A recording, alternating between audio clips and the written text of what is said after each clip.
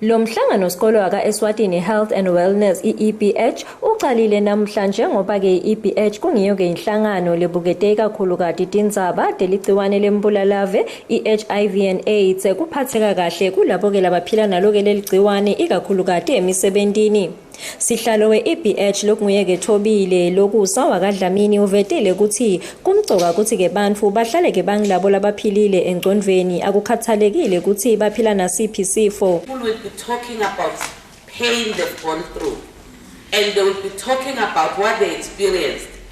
It is sometimes not easy, but we are saying there will be counseling for all of you. Thank you. I was about to ask, where are you?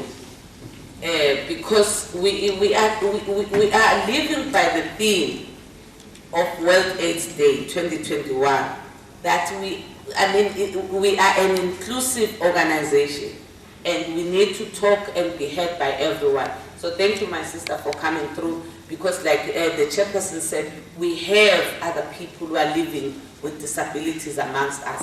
We can test you and tell you that this infection, if you are testing positive for the first time, it's a recent infection.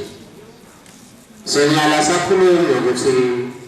people are HIV positive, the prevalence rate is 57.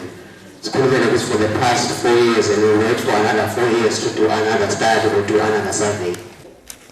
Bebakhona ke nalabo labakhulumele lona litiko letempilo kani ke nenhlangano yaka Nature basingathe ke lo msebenzi nginoNhlanhla Twala itindzabeni eMaswati channel ngena noNtobeko Thabetse esibayini Logic Mathapha.